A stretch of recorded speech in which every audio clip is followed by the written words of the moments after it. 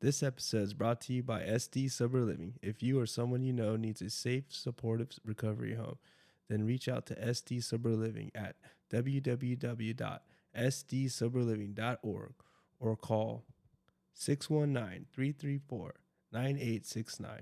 That's 619-334-9869. Come get some fuck fentanyl and some San Diego recovery at SD Sober Living. Hey everyone, I want to take a moment to talk about something really important, mental health and addiction. If you or someone you know is struggling with mental health or drug addiction, especially if they're facing chronic relapses or have a history of bouncing in and out of treatment centers, I want to recommend Baja Rehab. Baja is a premier lockdown treatment center located just 45 minutes from the San Diego border in beautiful Mexico. I've had the opportunity to visit their facility, and I can tell you firsthand, it's not only stunning, but also equipped with everything needed for recovery. They offer comprehensive medical detox and have a dedicated team of drug counselors and specialized therapists. If you are ready to take the first step towards healing, call Shalom, the intake director, at 619-855-6368. That's 619-855-6368. Your loved ones deserve a second chance, so don't wait until it's too late. Reach out to Baja Rehab today. This is the Fuck Fentanyl guy letting you know if you or a loved one is injured in a motorcycle accident, then call 1-800-Lawtigers for a free case evaluation. We are available 24/7. That's 1-800-Lawtigers with over $1.5 billion recovered in verdicts and settlements. Nobody got your back more than Lawtigers.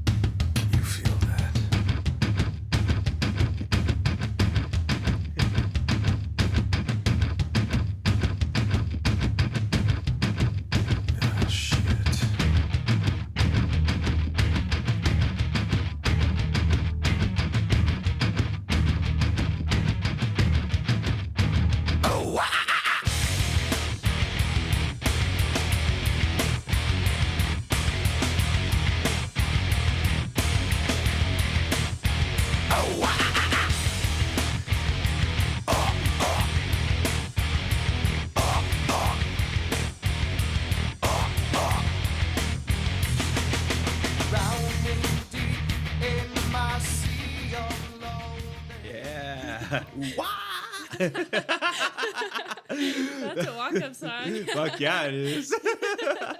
My name is Luis Romero. This is the Fuck Fentanyl podcast. And I'm the Fuck Fentanyl guy. Oh, man. I have my friend Sam here today.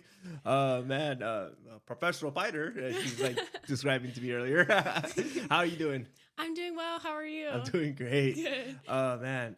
So you're from the Bay Area? Yeah. So I grew up in San Jose, but kind of moved around all over the Bay Area, mostly shit. Santa Rosa, Oakland, stuff like that. Oh wow. Yeah. So how was that? How was it growing up there? It was good. I mean, I liked growing up there, but I think when I was ready to get clean, it was really good for me to be down here. Oh, for sure. Yeah. Yeah. You know, especially just knowing people in the area and stuff, it really was helpful for me to just kind of create a whole new life down here. Yeah. And the culture is so different too. Yeah. You know, yeah. Like, can you give me an example? Yeah, I don't know. I feel like in San Diego, and maybe it's just my experience, Sure. I feel like people are really like wanting to like grow and change Sure. and heal. Yeah. You know, I Yeah. think in the Bay Area, at least just what I was involved in, it was just, you know, making money and doing shitty stuff sometimes. Yeah. No, I feel Yeah. Fucking up there, isn't San Jose like that? What do we call it? Silicon Valley type, you know, a lot of like tech shit going on. And Yeah, that started, I think, like maybe like 5 or 6 years ago. It got like really big. Yeah. Yeah, it's like super improved in the tech world. I'm Right. not super well versed in No, that, but no, me either. Yeah. I'm just like, I see all those codes and I'm like, fuck Dude, I know. this.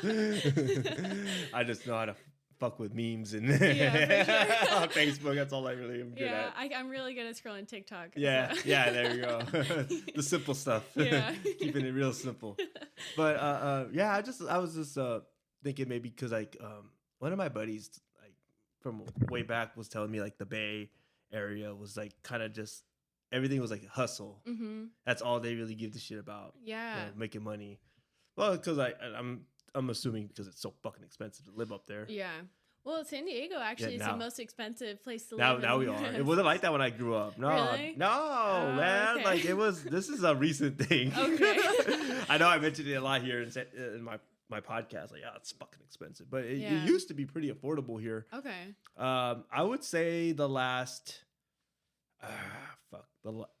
honestly, like after the COVID, is when shit got way out of hand. Yeah. But like the last 10 years, it's been like, you kind of see the city growing. Mm-hmm. And I always felt like San Diego was kind of like a little low key and hidden. Yeah. When I was like growing up, like not too many people were trying to move down here. And, it was always LA. Yeah. LA was always like that, like pretentious, fucking annoying, obnoxious California city, people would just kind of go to. And then I feel like maybe social media played a part in it where people would like, post and stuff like about San Diego, but whatever, man, whatever the case is, now it's like kind of, they're trying to make it into LA too. And it's like, it makes me a little sad. I'm like, God damn, dude. Like, well, it was like that with San Jose too growing up. I mean, really? It was very much like, I mean, we weren't like a super like rich family or anything. And it was like over time you start seeing like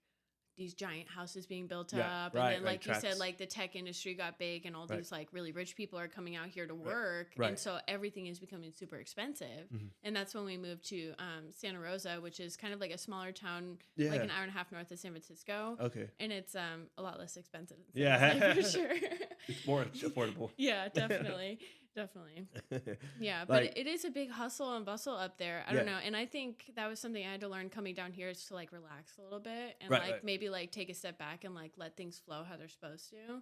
Because I think up there I don't know. And a lot of it was self-will too, where I was like, I got to like make shit happen like immediately. Yeah. And now like I call someone and they're like, yeah, we could do that in like 2 or 3 weeks. I'm like, why can't we do it now? I'm like, what do you mean? Why wait? Yeah. I'm like, let's go. Let's make these money moves. And when did you start drinking? I started drinking, I think my first time like really getting drunk, I was in like 4th grade.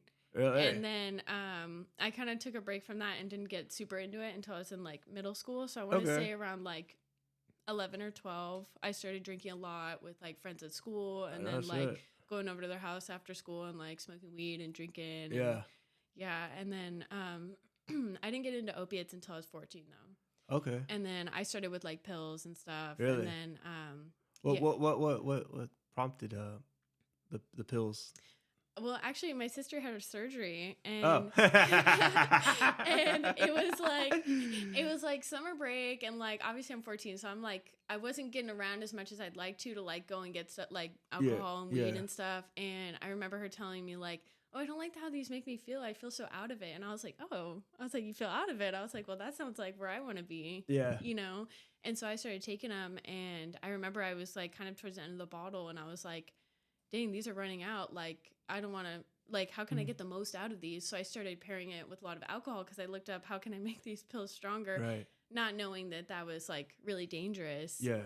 So I was like snorting pills and drinking like as much as I could. And my little brother ended up finding me overdosed in my bed. Fuck. Yeah. And obviously I'm alive right now. And Right. But it was like a really big eye opener for me. And then my family was like, what the fuck is going on? Yeah. So I kind of took a break from like using for a little bit, kind of like try to get into school and like be like, I don't know, normal or whatever, and then just some life stuff happened and I ended up getting back into drugs probably around like 15. Oh shit. But I kind of stayed away from opiates because I was so scared. What had happened, and just like the idea of like my little brother finding me like in my own absolutely vomit. Yeah. Absolutely. That's fucking super shocking and fucking an eye opener. Yeah, and I remember like detoxing and being like, "Why do I feel this way?" And my dad, I was like, "Why do I?" I'm like, "I got a flu." Yeah. I was like, "Man, I have the flu or something." I'm telling my dad, I'm like, "I'm so sick," and my dad like knows all about this stuff, and he was like, "You're not sick. You're fucking detoxing. You're a junkie." Wow. And I was like what? Damn. I was like, what? He was like, yeah, those pills you overdosed on, like, you, like, he was telling me all about, like, you were doing these for this long, you're detoxing. And I was like, shit. I was like, because I had no idea. I mean, I was like 14. I didn't know that you fucking detox. You're just taking pills. I was like, I'm just having a good time, you know?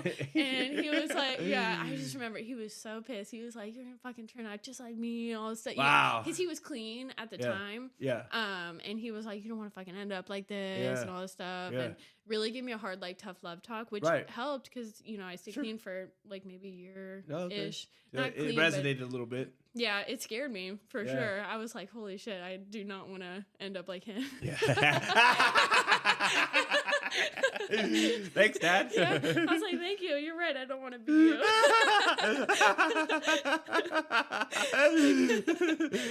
That's so funny.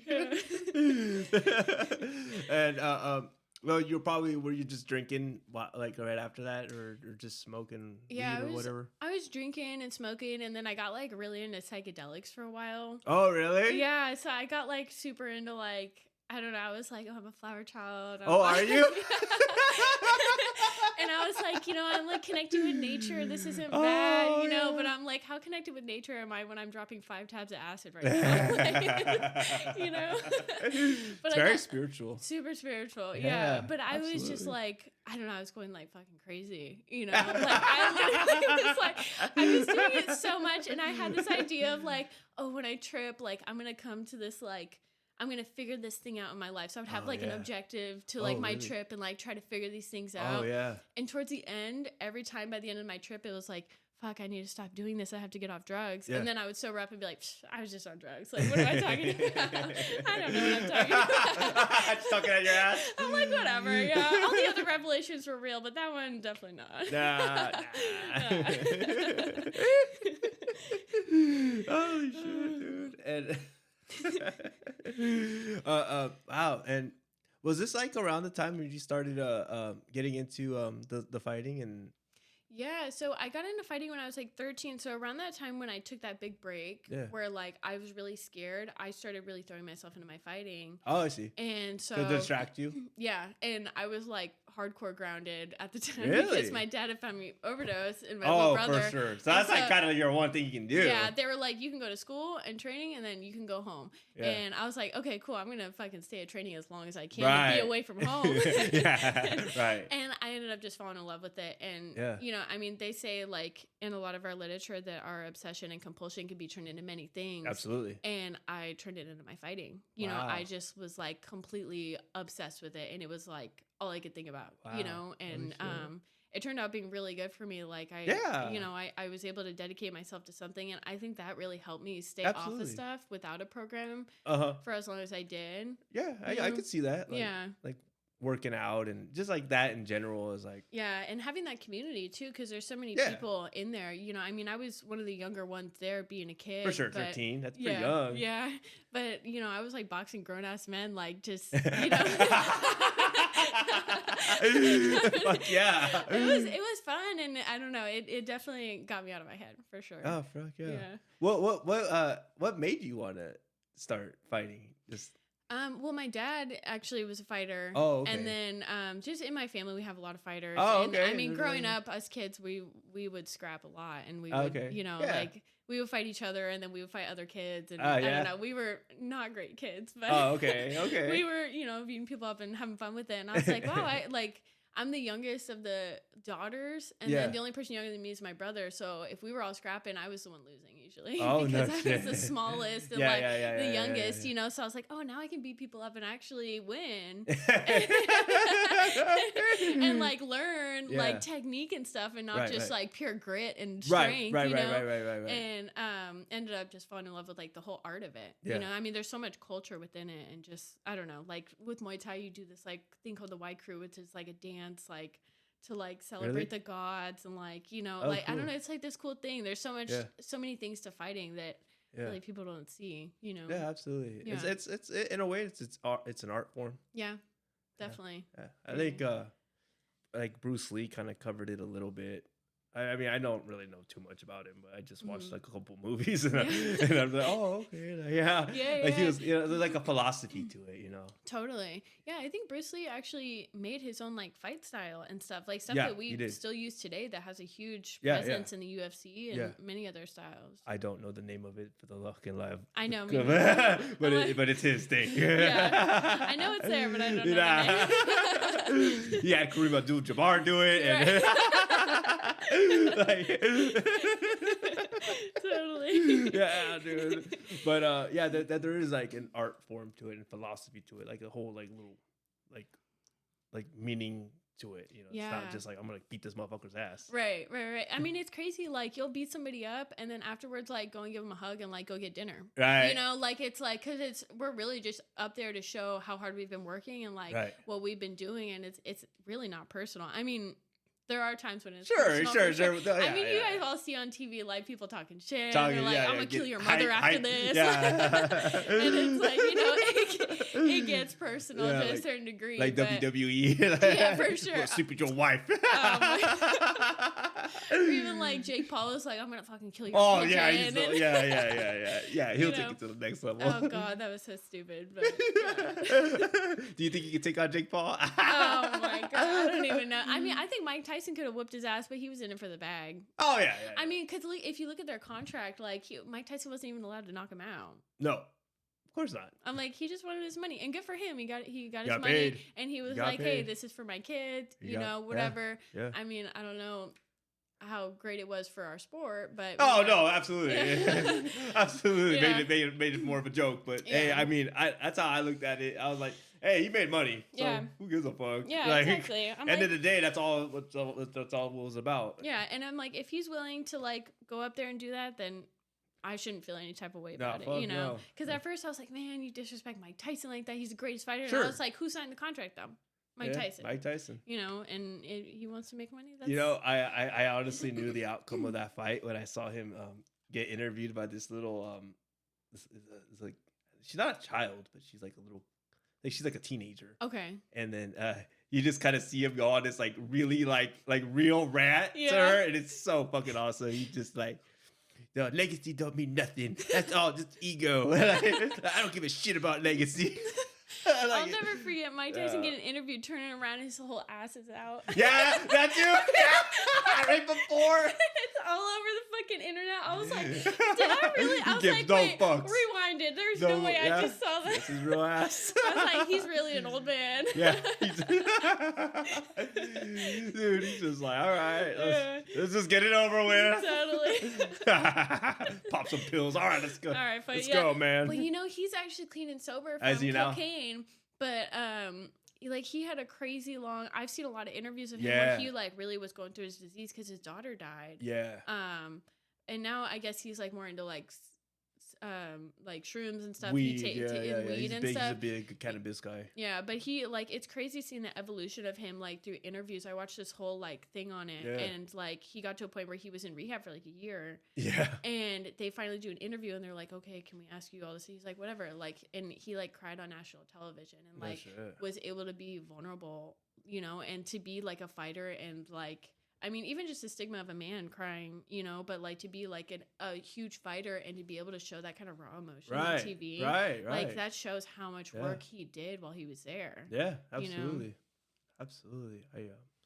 I always kind of felt bad for him because like it seemed like he was kind of brainwashed a lot. Yeah. trying to be the best. Yeah. And he won. I mean, it obviously helped him, but like it definitely, I think it had price. Yeah, definitely. I think he touched on like an interview one time where he said his former coach was very like he would get in his head and like really just molded him to be this great fighter. I think he hypnotized him or some shit like that. Really? Yeah. Oh my god. Yeah, he was talking about it on Joe Rogan. Oh, okay. Yeah, he was like he hypnotized him and he like made him watch clips just for fucking hours and hours of just boxing, just saying you're gonna be the best, you're gonna be the best, yeah, you're the best. Yeah. So yeah, and it worked. I mean, you know, he was amazing, and then like life happened. Like he's no longer in his prime, and he's it is like kind of like that typical tale, like of an addict and alcoholic. You know what I mean? Yeah, totally. You're on top of the world one day, and then all of a sudden it's all gone. All of a sudden it's all gone, and you just keep going down. Yeah, reality hits, and you're like, wait, how do I cope with any of this? All I know is how to win or how to do this stuff. How do I face every other piece of life I've been avoiding? Yeah. Then he did The Hangover and just kind of will come back with this fucking tiger. And shit. I've seen an interview where he was like, "Yeah, I got a tiger because he's the only one. Like, I can't wrestle with a real dog because I'm too big. So I'm wrestling with the fucking tiger, bro." Dude, I'm like, you what would. the hell? You fucking would. Yeah, seriously. I'll wrestle with it, no problem. That's my best impression. I mean, that's spot on. And so when you're competing, so you started at 13 and just tried to with the fights, or was it like you just kind of built up to it and started amateur? Yeah, so it was kind of a slow progression. I think at first I really just got in it because like I needed something to do and like I just loved doing it. I didn't really think about like competing at all. So I started in jiu-jitsu and boxing, and then I like got invited to this like invite only boxing thing, and then like really like getting in with the Muay Thai team, and they were like, hey, like you're getting really good, you should start competing. And so I think it was around like 16 when they were like, hey, I think that you should start doing some fights. And so at that age there's a limited amount of things that you can do, right? Because you're under 18. And so I started doing these like things called PKB, so it's point kickboxing. So it's kind of like there's no knockouts allowed. You're kind of like working with the person. Sure. And it's good. I think it's better as a kid to do stuff like that so you don't face like CTE later. Right. Brain injuries. Yeah. Fuck. So I started doing that, and then my last 2 years of high school, my dad was a big wrestler, and he was like, I think you should get into wrestling. This is really going to improve your MMA one day. And I was like, oh, okay, I'll try it out. And like my first year, I ended up like qualifying for all these like huge tournaments. Really? Second year, I ended up going to nationals, competing for Team California. And like, yeah, I just like, I think it was like a lot of my past experience and like, and then with wrestling, it's a lot of just like grit and having that dog in you. You know, like it's like more of like you don't need to know all the technique. Right. If you can fucking if you have some awareness of yourself, you know. And women's wrestling was really new, and so it was I was just kind of like tearing through, and I was like this person that like nobody had heard of. I'm going to these like giant tournaments, and they're like, okay, this girl Samantha Utter is like tearing through this division. She's not even seeded. We've never heard of her, and it was just like, it was amazing. You're hungry. I was hungry, and I was fucking eating it up, dude. And I was like, okay, what's next? Like, let's just keep fucking going, And I ended up like, I got a scholarship for college to wrestle, but I didn't have like the funds to cover the rest of the tuition, and then also like my grades weren't good enough because I was spending a lot of time training, but when I was in school I was doing drugs. And so I was like, that's kind of a problem. I was like, what's most important is my training, and then I can spend my extracurricular time at school doing on a sick one. On a sick one, dude. I was like, as long as I'm down enough when I go and train, I'll be fine, you know. And then I'm like not sleeping at night and just doing stupid shit. Right. So I think when I graduated, I ended up getting the right amount of credits because I did these like online things. I kind of like, they told me like, hey, we'll put you in a room with this laptop. If you have your phone, figure it out. So I basically like graduated high school kind of, but I think I had an overall like 1.6 GPA. Oh, nice. Which is, I think I had like a 1.0 exactly. And it was like no college. It was like, doesn't matter what scholarship they could have given me, I couldn't get into any college. You know? Shit. And so I went to this JC that was near another school, and the coach was like, if you can get good enough grades, we'll fully sponsor you for the next year. Okay. And so I was like, okay, cool. And I applied for FAFSA, got in, you know, and then I went up there and I got like an apartment and I was working a waitress job at the time. Yeah. So I was like going to school, waitressing and training. Yeah. And I was like balancing all this and I was like, okay, I need to stop doing drugs because I can't do all this and drugs. Yeah. It's a lot. Yeah, it's a lot. And so I tried and I think I lasted like 2 days. And then I was like, fuck, I was like, how am I supposed to do this without drugs? You know? So that mentality totally switched around. Pick me up. Yeah, I was like, well, I need to get through my day. And so that's when I started getting into like uppers and like being like, okay, like, you know, I'll do a fucking couple lines and I'll go and sit in class and listen to this lecture. Yeah. And then I'm like not absorbing anything in the lecture because I'm thinking about doing another line in the bathroom, you know? And slowly but surely, I was just going to the wrestling practices. I dropped out of school. I was just working and then, you know, like just doing a lot of drugs. Yeah. You know, I was like, I moved all the way up to Redding, California. Oh, no shit. I don't know if you're familiar, but it's... I actually have heard of it. Yeah, and I don't know if you're familiar, but it's like very far from where I was living, so I didn't know anybody out there. The only people I knew were like the... Is it like kind of like at the very top of California? It's close to the top. It's, I want to say it's like a 3 or 4 hour drive to Oregon. Yeah, that's what I was about to say. So, yeah, like almost Oregon. Yeah, it's like pretty close. And then it was like a 4 hour drive from Santa Rosa where like my family was and all like everybody I went to high school with and stuff. And so like I didn't really know a lot of people, but I started meeting people and like selling drugs and like that because I was like, oh, I don't have time to have a job anymore. How can I make money in other ways while doing the things that I want to do? Right. You know, and so I started like selling cocaine and like, you know, and then I got into some other stuff. Like I was doing opiates and then was it still like the pills? Yeah, mostly pills. Yeah. Like, I wasn't introduced to like heroin or fentanyl yet. But this is like when I was 18. Anyways, I ended up meeting this dude, and I was like, oh, he was like, I need a place to stay. And I was like, yeah, come and crash at my place for a little while, whatever. Yeah, he ends up holding me captive for like a good few months. It was like in my own place. Like he was still doing like my deals. Like took my phone, was doing my deals, making money to like just pretending he was you. Basically, he was texting people, and then he was like, "Oh, like my boyfriend's gonna pull up for me, whatever." All this stuff. I thought he was gonna like wear a wig and. I mean, so he would go out and do all this stuff, but I'm like locked in the place. I wasn't allowed to leave. Like he would give me drugs, and then like he would let me do the drugs, and he would take them off and make me detox. Let me do the drug, take me off, you know, and it was just all this like psychological warfare. Piece of shit. Yeah, it was horrible. And I remember like it was one day like he was asleep and I knew where he had put my phone. Yeah. And I ran so quick and I like texted my dad and I was like, help. And then that was it. Wow. And fucking anyways, dude sees me with the phone, beats my ass, breaks 3 of my ribs. And you weren't able to get this guy? No, it gets worked out, trust me. But it was like, good.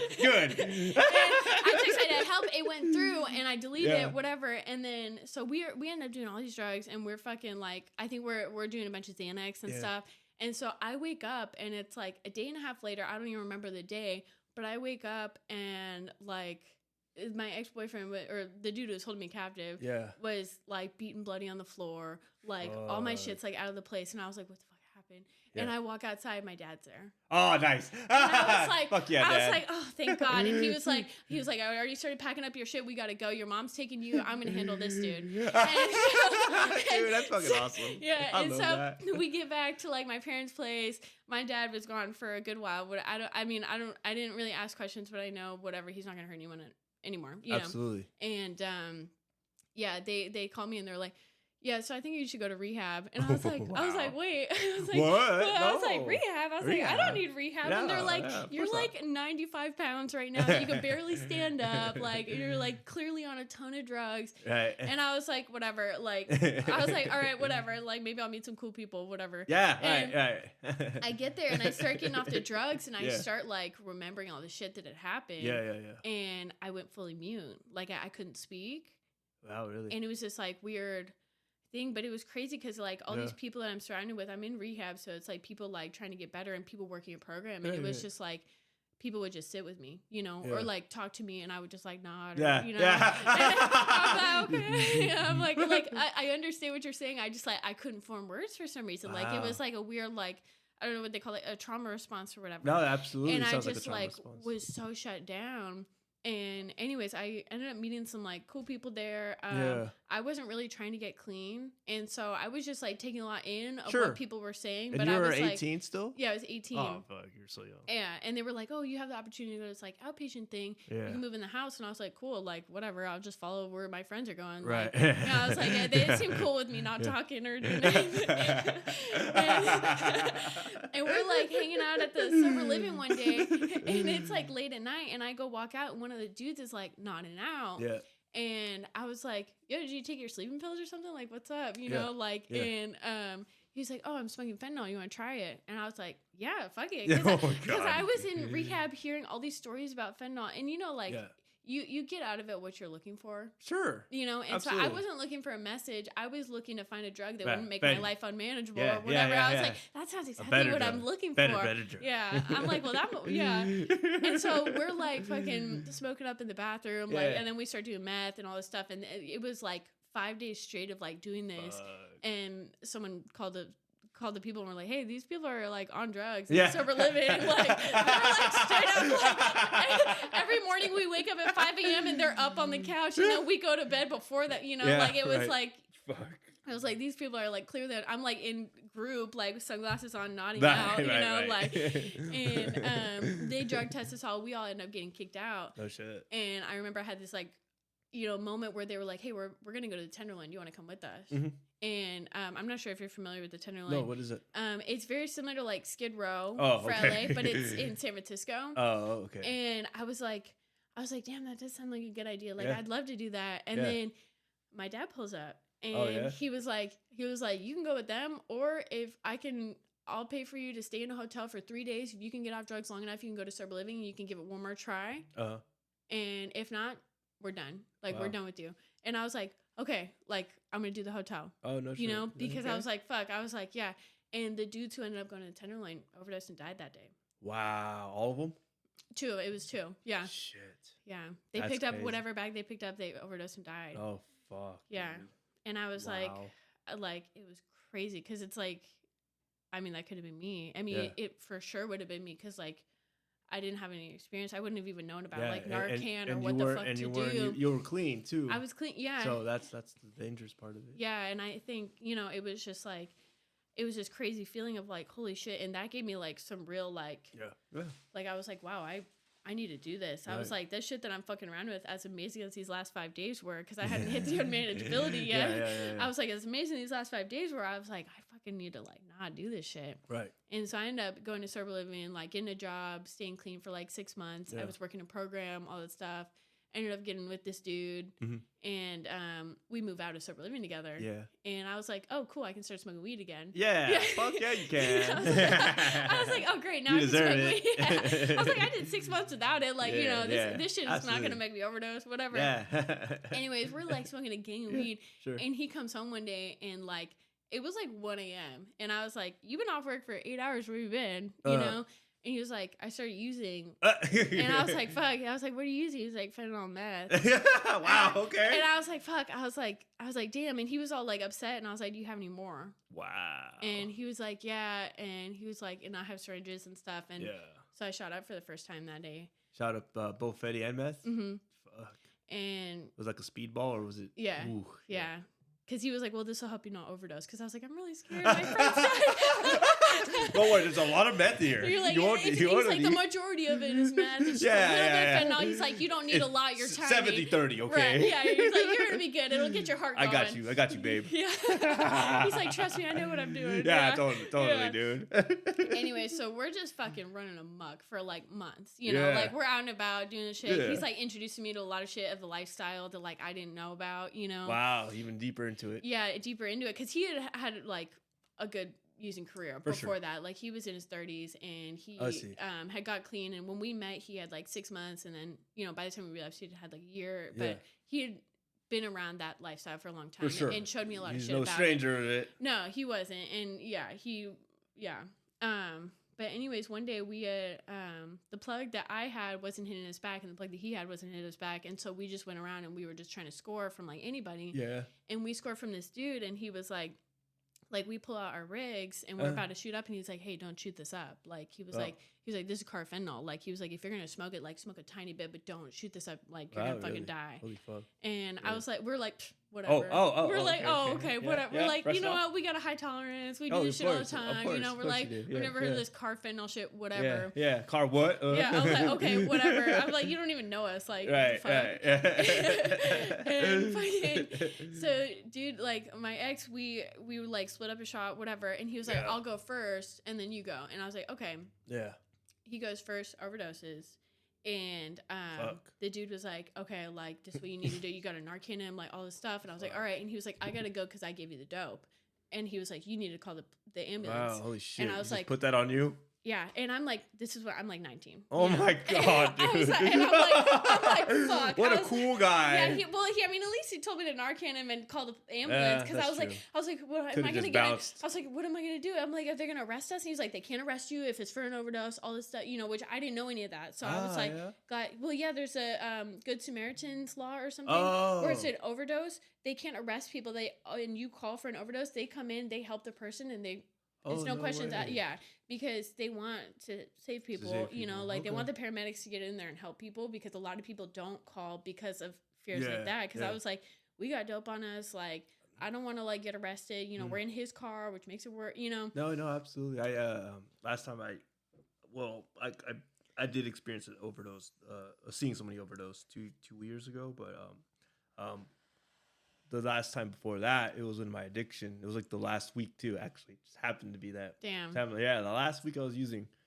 And I went to a crash, and this dude I was buddies with. He's from what is it, Watts? No, he's from Inglewood. Oh, yeah. Yeah, Hood. Yeah. The Hood. He's a neighborhood guy for sure. Yeah. And you know, he was like you know, OG, been around a while. But been around the block, and I saw him, and I'm like, hey, what's up, dude? You know, and he was asking me like, oh, are you fucking around? I'm like, oh yeah, I am. I'm like, and I had just got some money. Like he caught me on a good little on a good one, and then I told him I'm gonna pick up. You want to go get real fucked up? And I had a shot in my sock already. But it was like something that it was like kind of like a reserve, like just in case. Yeah. And it was, I swear to God, and I'm not even exaggerating. It was like 10% dope, or not 10%, 10 cents of dope, and like maybe 15 cents of cotton. So it wasn't even like, it was literally just like in case I couldn't pick up, I had something to keep me well for the day, for the night. And then I just was like, here, you could have this thing, and you could just like get started. And then we're going to get real fucked up. We're going to pick up and get real fucked up. Yeah. Well, he fucking OD'd on that. Shut up. Yes. Damn, your cotton shot. Dude, I'm my cotton shot. And it's funny because I am taller than him. I am a lot taller than him. But, like, he was still kind of stocky. Yeah. And I was like, I don't know. Like, I just assumed that he could do it no problem. Yeah. And it was, like, nothing to me. Yeah. And so he OD'd. And I fucking beat the shit out of him. I threw water. Yeah. And it made him breathe. Yeah, but I still called thank God, actually, I had a cell phone because I normally don't in my addiction because I get so paranoid. Oh yeah, you know the government's watching me. Tapped in. They're fucking listening. Yeah, exactly. So I had a cell phone and I used it, and especially it's crazy because I dialed 911, but I was so like you know he was my buddy. You know I didn't want to see him die. Yeah. So I fucking called 911 and then fucking I saw the fucking the fire truck came first, and the ambulance came next. Yeah. They got him on the gurney, and I was like, okay, I think he's good. And then as soon as the police started, I'm like, boom, you're out of there, dude. I'm gone. I was on probation. Yeah. I am not trying to. Yeah, I was like, I was not trying to fucking talk to any motherfucking police. Yeah. But so I understand, like, I didn't know, so that's why I wasn't really familiar with the Good Samaritan law. Yeah, but I end up calling 911 or whatever. I'm like, hey, he overdosed, it was like fentanyl, whatever, this is where we're at. Yeah. And they're like, okay, you need to start doing CPR on him. And I was like, shit, he's like sitting up in his car, and I'm like we've been using for a good minute, and I'm like, I hadn't eaten in probably like 4 days. Like, I'm like 90 pounds, and they're like, you need to lay him on your side. And this dude's like 200 pounds. I'm like fucking trying to like, I'm trying to move it, and I'm like, I can't get him on his side. What do I do? And I'm like, scream, because I'm on a sick one, and I'm like, I can't fucking move him. Freaking out. What do I do? What do I do? And so he's like, you need to start doing chest compressions. So I'm sitting in his lap, facing him, like pushing, like doing chest compressions, and like.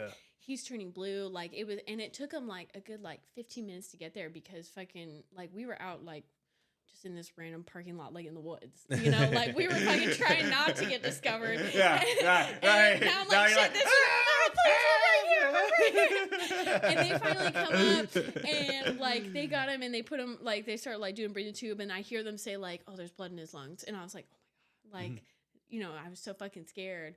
And I remember they taken him in the ambulance, and I was like, is he okay? Is he okay? And they're like, we don't know. Like, we can't tell you. This is where we're going. And I was like, all right.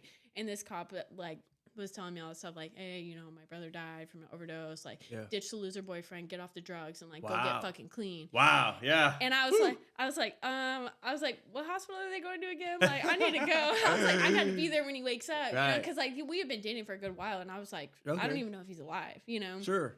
Anyways, I'm out in the parking lot of like the hospital all night, fucking doing shots of dope and just staying away from the carfentanil. Stay away. I'm like just doing a shit ton of meth, fucking like in the parking lot, like, oh my god, it's getting worse, isn't it? You know, and finally I get a call from like the nurse on his phone, and they're like, hey, he wants to get picked up, like you're his emergency contact, whatever. Can you come in and get him? And I was like, yeah. And I walk in, and I'm like, I go to like hug him, and he's like, who the fuck are you?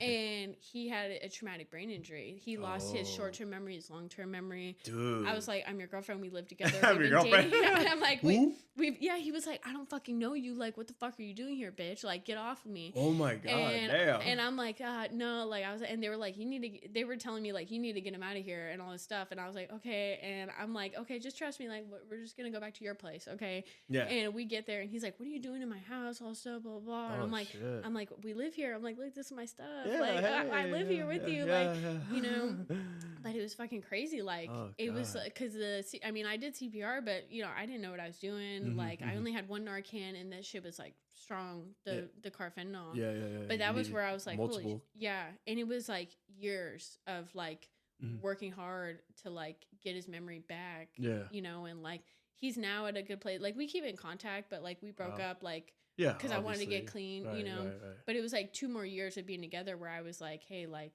I was like his full-on caretaker. Meanwhile, I'm like doing drugs the whole time, and it was just like neither of us were really helping each other, but it felt like we needed each other, you know.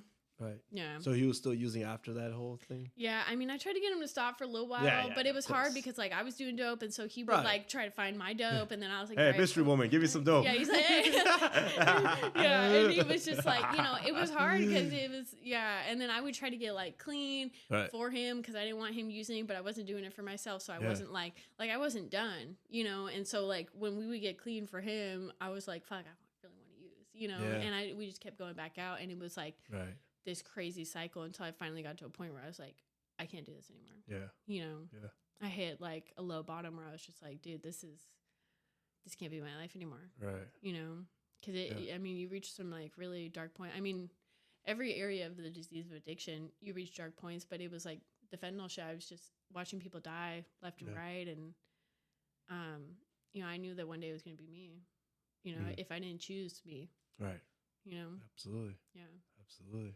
And you're in your early 20s when this was all going on, and it's really hard to just like, I don't know. I mean, I'm speaking for myself, but like just to go like, okay, I'm gonna stop now and never do it again. Right. Just like that. I'm done. Yeah. Yeah. No. Bye.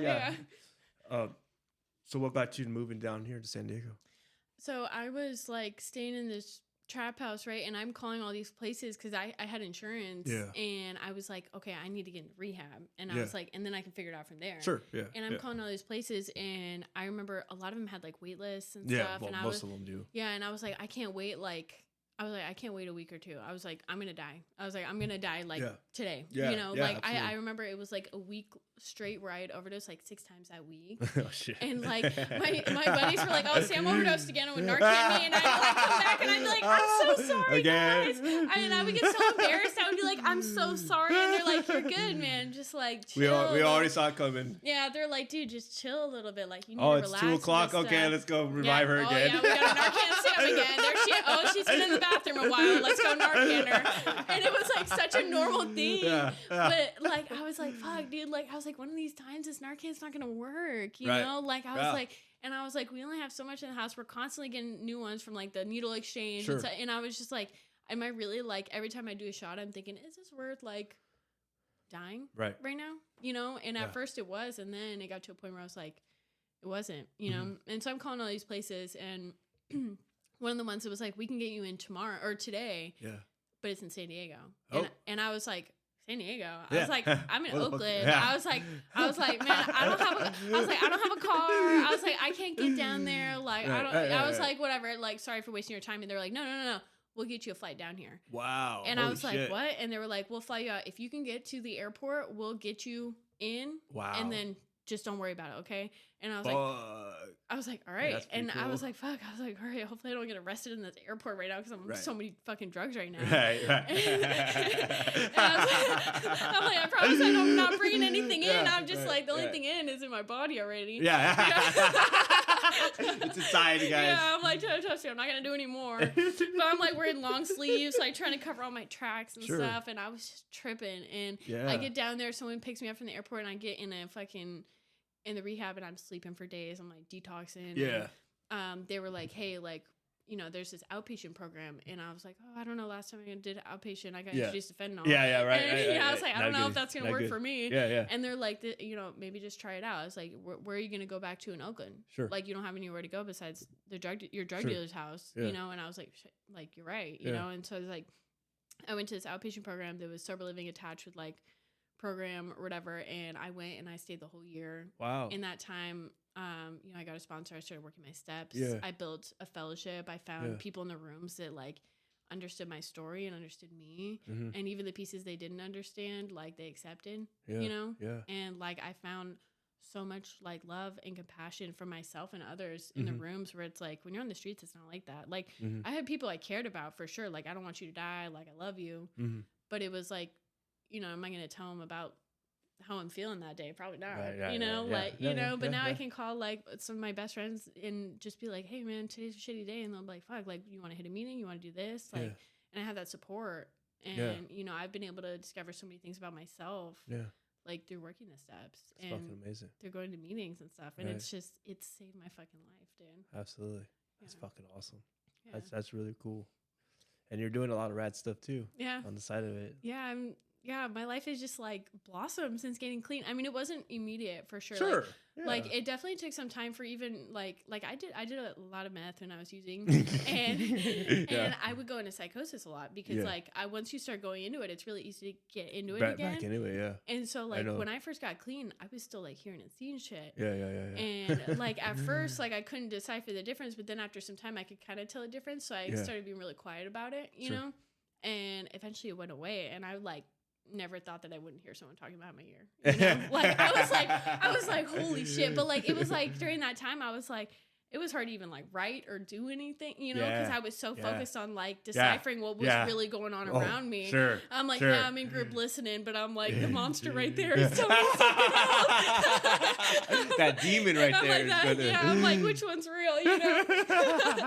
But, you know, it took some time to like get on my feet, and like around like 9 months, I started working, and I got the opportunity to work in treatment. Oh, fuck yeah. Yeah, and so now I work for Healthy Life Recovery, and like cool. Yeah, like I don't know, it's so nice to be able to give back what I got. Right. You know, cuz I was very against outpatient stuff or whatever before, cuz I was like, oh, just meetings and stuff, you know. Right. And it helps me so much to have that like safe place and like staff that to like talk to me, that now I can like do that in my day-to-day life and feel like I'm like constantly in my program, you know.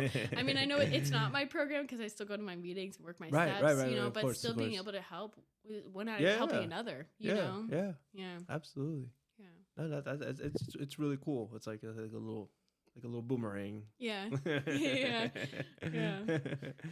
And you're telling me now you're like you're back into the fighting, right? Yeah. And competing. Yeah, so I train now at Victory, and I started competing maybe a year ago. So I Okay. waited some time. Like, yeah, I was about to ask recovery. that too. Like, you did you get back into it right away? Yeah, I mean, I was definitely like working out right away and like going, but it was hard for me. Like, I don't know. I kind of had a bit of an ego, right? Like I was like, oh, you know, I'm this undefeated fighter. Oh yeah, undefeated. Yeah. And I was like, whatever. Like I was like, I come in and I was like, you guys need to sign me up for these fights. Oh and do yeah. This stuff, you know? Yeah. And like I'm like got this big fucking head. Meanwhile, like my body's still recovering from doing years of drugs.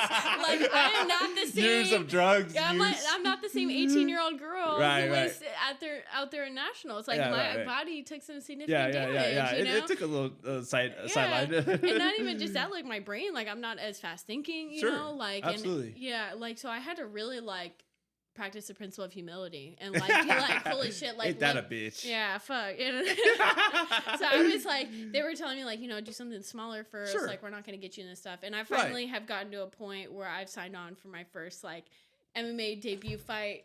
Sorry. Yeah. No, you're good. You're good. In May, and it's gonna be a televised fight. And that's so cool. I'm so excited. Oh, that's so rad. That's so rad.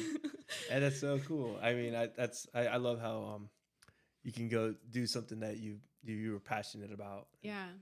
You know, that's fucking amazing. Yeah. And I really, really appreciate you coming on here. Fucking absolutely, like, so much fucking respect for you. Thank you. I really appreciate you having me. I think this podcast is amazing. Like bringing awareness to what's going on right now is so important. Yeah. You know, and sharing people's stories because they're not all the same, but there's a lot of similarities. You know. Absolutely. Yeah. Absolutely. Yeah. Fuck yeah. Well, thank you so much again for coming on here. Yeah. Thanks for having me. Yeah. All right. Goodbye, everybody. All right. Goodbye.